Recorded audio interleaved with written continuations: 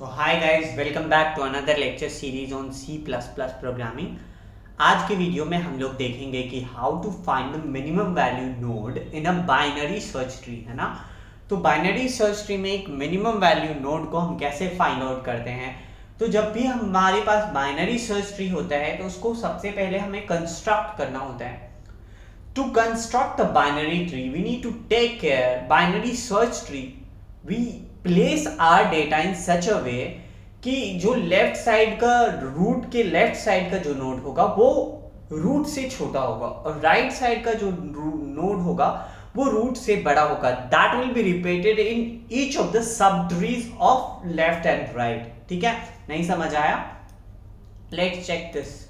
यहां पे हम देख सकते हैं ये हमारा रूट नोड है ना। This is left side and this is right side. So this value, this one, right? This will be always less than the root node and this will be always greater than the root node. Similarly, this will be again greater than this one and further this one will be always greater than this one. So if this will be smaller, right? This will be smaller. So this side it will be smaller. So you are placing data in such a way that it will be easy to, like when you go on to sort, you go on to search element or a value, तो आपके लिए बहुत easy हो जाता है। क्यों? क्योंकि हमने डेटा को इस तरह से अरेंज करा है। That is one way to arrange our data. That's why we are studying data structures. तो डेटा को हम लोग अरेंज क्यों करते हैं, इस चीज को समझने के लिए आपको सिस्टम डिजाइन पढ़ना पड़ेगा। तो जब हम सिस्टम डिजाइन को पढ़ते हैं ना, तो सिस्टम डिजाइन को पढ़ने के बाद हमें समझ आता है कि हम डेटा का क्यों यूज करते हैं, कहां पे यूज करते हैं, क्यों हमें इफिशिएंटली अरेंज करके रखना चाहिए, राइट। तो जब हम वहां पे पहुंचे और वहां पे हमें यूज हुआ तो इसको हमने पढ़ा कि लाइक बाइनरी सर्च ट्री में डेटा को इस तरह से अरेंज किया जाता है ताकि उसको सॉर्ट करना, ताकि उसमें minimum value maximum value find करना बहुत ही इजी हो जाए और इजी वे में और जल्द से जल्द फाइंड आउट हो जाए कम टाइम में। That is called time complexity, space complexity. Like एक रूम होता है, उसमें हम सामान को इस तरह से अरेंज करते हैं कि कम से कम जगह में बहुत सारा सामान हम रख सके, राइट। सिमिलर वे डेटा को भी हम लोग जब अरेंज करते हैं तो बहुत सारा डेटा को हम एक कम से कम स्पेस में, कम से कम टाइम कॉम्प्लेक्सिटी में रख पाएं और सर्च कर पाएं। That is our main goal. इसलिए हम लोग क्या करते हैं, डेटा को इस तरह से अरेंज करते हैं। तो अब हमने क्या करा कि हमें मिनिमम वैल्यू फाइंड आउट करना है। तो लॉजिक क्या रहेगा, यहाँ पे हम जानते हैं कि बाइनरी सर्च ट्री में जो लेफ्ट साइड की वैल्यू होती है वो हमेशा रूट नोड से छोटी होती है। तो जो भी वैल्यू होगा लेफ्ट साइड राइट, तो लेफ्ट मोस्ट साइड में होगा।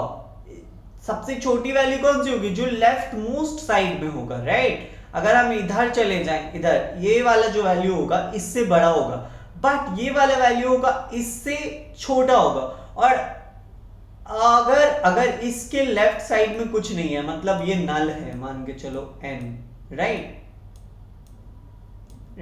इसके लेफ्ट साइड में नल है, इसका मतलब ये सबसे छोटा वैल्यू हुआ कि नहीं हुआ। So basically where we have to go, we have go traverse. समझ रहे हो कि लेफ्ट जो बाइनरी सर्च ट्री है उसमें हम ट्रैवर्स करते हैं, लाइक मूव करते हैं left to left to left. तो इसके लेफ्ट में गए, इसके लेफ्ट में गए, इसके लेफ्ट में गए और लेफ्ट मोस्ट साइड में जब हम पहुंचे तो पता चला इसके लेफ्ट में कुछ है ही नहीं। तो इसका मतलब ये सबसे छोटा वाला वैल्यू हो गया कि नहीं हो गया, right. That is what we have to do with the help of a C++ language और लाइक पाइथन लैंग्वेज, जो भी आप कंफर्टेबल लैंग्वेज हो। तो लॉजिक यही रहेगा, बस लैंग्वेज चेंज कर सकते हो आप जो भी करोगे, right. So let's go to the our code part, right. यहाँ पे देखो binary search tree left child node. तो हमने क्या करा है कि एक डेटा है हमारे पास और उसका स्ट्रक्ट नोड स्टार लेफ्ट, मतलब लेफ्ट साइड में जो डेटा है, एंड देन राइट साइड। उसके बाद जो न्यू नोड हम क्रिएट करते हैं तो मैलोक जो है एक हमारा मेमोरी मैपिंग है जिसके थ्रू हम मेमोरी का साइज वगैरह देके उसको कंस्ट्रक्ट करते हैं, एक स्पेस बनाते हैं बेसिकली, राइट। तो एक स्पेस बन गया जिसमें हम डेटा रख सकते हैं, लेफ्ट साइड कुछ रख सकते हैं, राइट साइड में कुछ रख सकते हैं, बट फिलहाल के लिए हमने क्या करता है कि नल कर दिया दोनों को, राइट।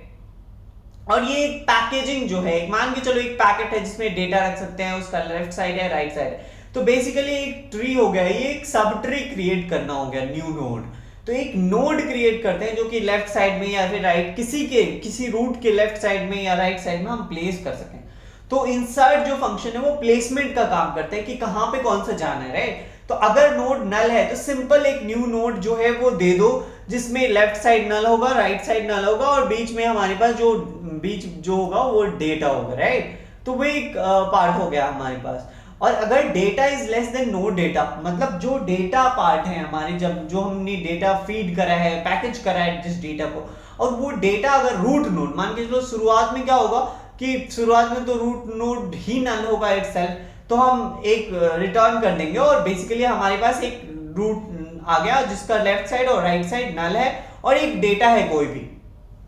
अब दूसरी बार क्या होगा, जब कोई भी डेटा आएगा तो या तो वो बड़ा होगा इससे या फिर छोटा होगा। अगर छोटा हो तो उसको लेफ्ट साइड में प्लेस कर देंगे, इंसर्ट मारो यहाँ पे, ये इंसर्ट कर लेगा अपने आप से, राइट। तो कितना इजी हो जाता है रिकर्सिवली वे में। और अगर राइट साइड में, मतलब अगर बड़ा है हमारे पास, तो that will be going to the right side. तो सिमिलर वे में इस तरह से हम रूट मतलब रिटर्न कर देंगे नोड को, और इस तरह से हमारी ये पैकेजिंग पूरी हो जाएगी, एक ट्री खड़ा हो जाएगा, राइट। अब मिनिमम वैल्यू फाइंड आउट करना है, तो जो नोड है हमारा, जबकि रूट बोलते हैं, नोड को हम रूट भी यहाँ पे डिनोट कर सकते हैं ताकि हम इजिली समझ जाए।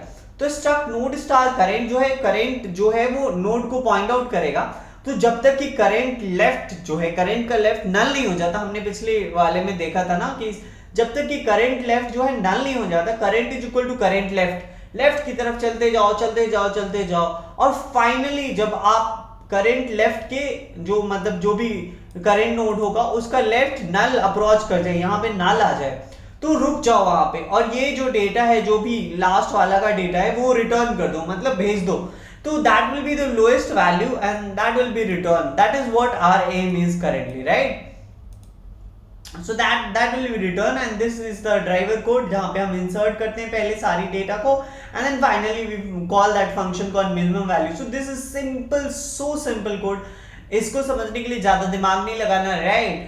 So that's all guys, thank you very much. Do subscribe my channel for more updates. We'll be coming up with more such videos.